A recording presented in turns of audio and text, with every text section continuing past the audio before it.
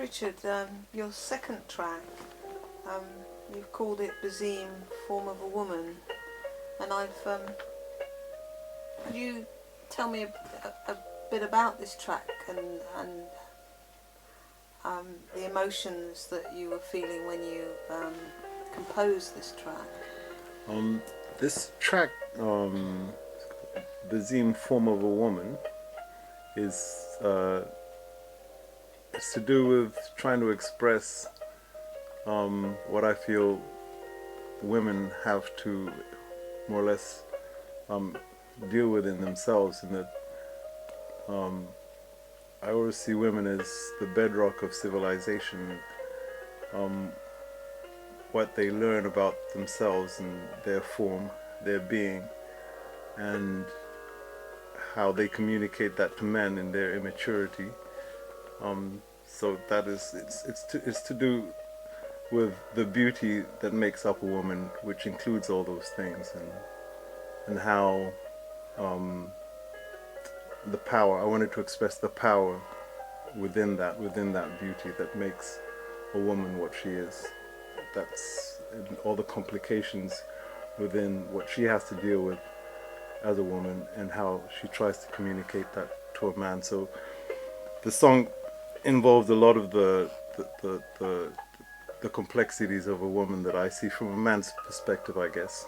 But yeah, that's really what it's about, her beauty and all that she is in her form, and the power that is as a tool in teaching us about civilization.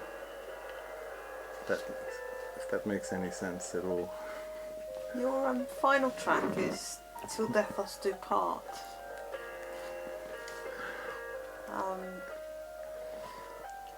Is this kind of a carry on from the feelings that you have, and how women are expressing themselves to men?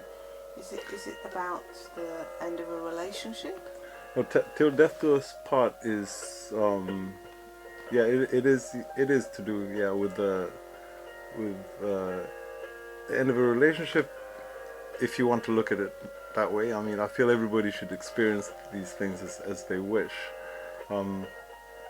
My personal background on the composition is more to do with just dedicating to yourself to a relationship, and exactly what it says, just till death do us part.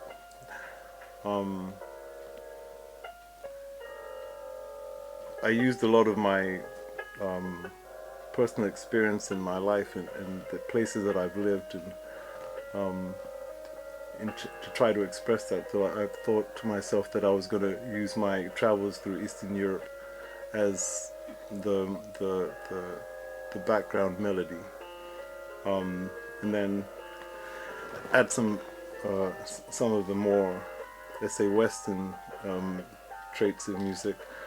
But it's the same as all the compositions, in that they're just more or less classical music laced with other kinds of music, with a hope that we can all look in that direction in terms of classical music, so we can look to the future, much as other music is progressed by looking to other genres of music.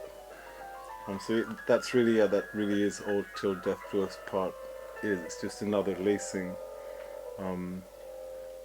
much as Bazim has been laced with house music and other forms of modern music. One thing that I will say about all the compositions is that they all have a swing of R&B and gospel. So they're not classical music that you should listen to silently. They're classical music or stationary, but it's a kind of classical music which you should be listening to while nodding your head as if you were listening to R&B or hip hop. So I hope somewhere around there I have an answer to your question. One of the things that I've kind of felt about this, maybe from a woman's perspective, but I felt about your compositions is that it kind of feels that it's going through a relationship. You know, the beginning, and also the names almost bring that to my forefront. Your first kiss, and the first track is very kind of lively but it's smooth, and then you're. Are you referring to Our First Kiss? Our First Kiss, and then it's lively. It is very lively, but it is, of all the tracks, it's the slowest. It's lively more or less because it has a lot going in, a lot laced within it, which gives it that energy to which I hope will keep people interested for the full 9.5 minutes or so, which is quite long. I'm hoping that this lacing of different genres of music does help people not feel so distanced from it, as quite often classical music is quite rigid. So there's a lot of playing with time, a lot of playing with sounds, a lot of, as I said, a lot of genres. You've got funk music and all kinds of things in there. I'm trying to use a different, I'm trying to use the sounds of different instruments. I'm trying to have a bass in there, inspired by Marcus Miller. So I want to have the slap bass in the songs. I want to have a lot of other influences you might get of guitar players in rock music. I want to have the Spanish, Latin American finger playing. I always probably talk too much, but I hope that somewhere in there again I have an answer to your question. So. Is this the beginning of a future in predominantly composing classical music, or will you be going back to your pop roots? The intention is to do pop music, but I thought I'd get this out of the way and probably give my, probably I'm just setting myself a trap.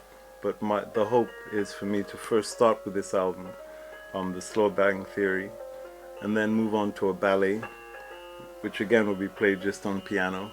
We'll have an influence of Jimi Hendrix in there, and influences of a lot of other things like this music is. And hopefully,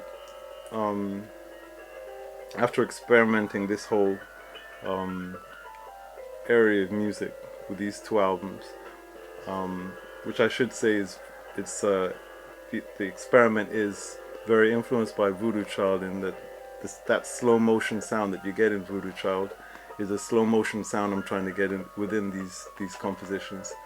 And after that I will go to the pop side of things and do the rock music, which is my usual thing of mixing. But even there again, I will be mixing rock with R&B, with whatever other genres I can bring in, whether it's Latin or whatever. It's always my way to lace it with different genres. But yeah, I will be going to that will be, those 2 albums will be my last of that kind. I will do this, do a ballet, and then I'm gone. I'm back to a lot of noise. Well, Richard, thank you very much for having me come and interview you, and thank you very much, enabling you to talk about your music. And I really wish you luck in your this album and your future music. And certainly it will be a pleasure to be hearing your pop music again. Thank you very much.